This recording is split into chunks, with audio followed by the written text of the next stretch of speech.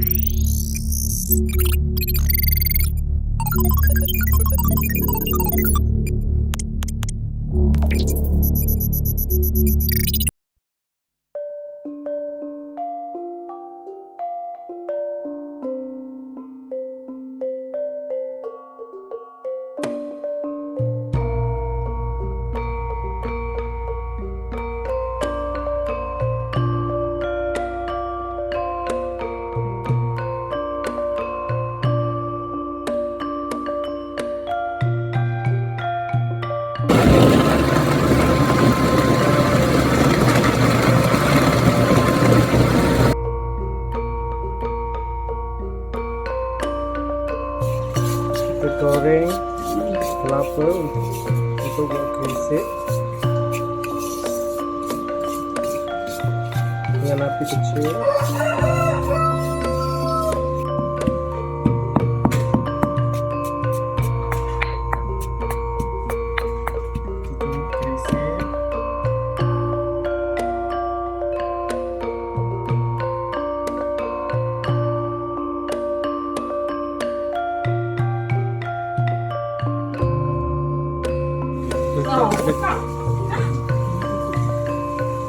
Nanti kita tutup sekejap biar dia lembut.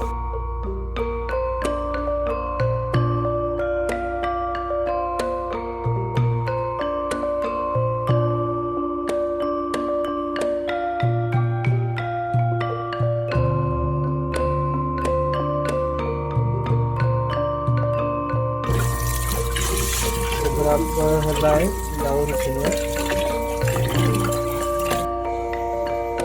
Kita buka api, keringkan ayam dalam kuali dulu. Masukkan cili api 2 sendok. 2 sendok cili api.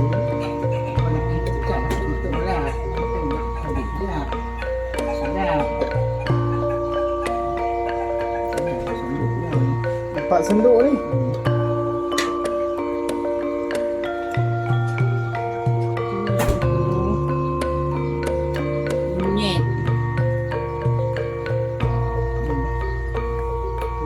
Sudah kunyit. Merahkan. Ada kering 1 sendok.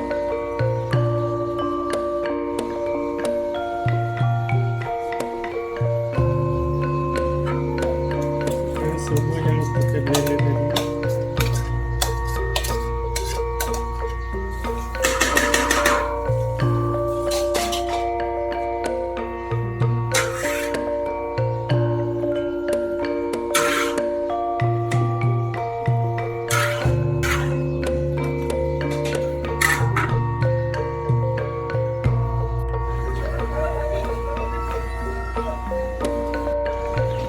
Kita keringkan ayam biar air ayam kita kering ni ayam kecut sikit.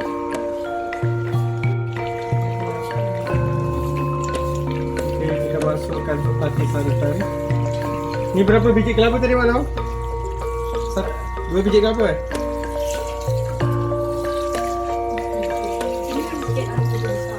Mana kolesterol tak tinggi?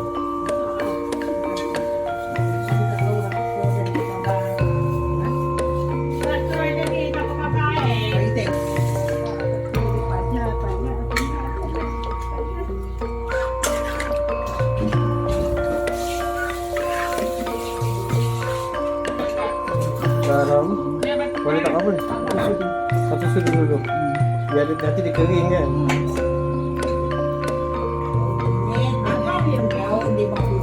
Daun kunyit dan daun 50 disiap-siap masukkan ke dalam rendang ayam Belanda kita tadi.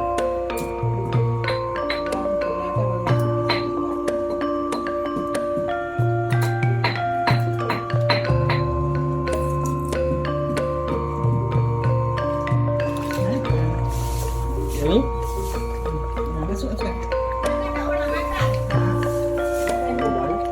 masukkan perisik kita dulu.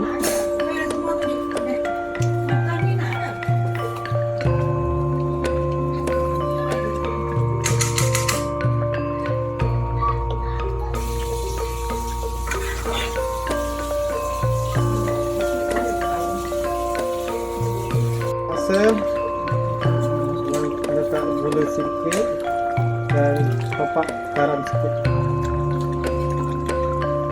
Biarkan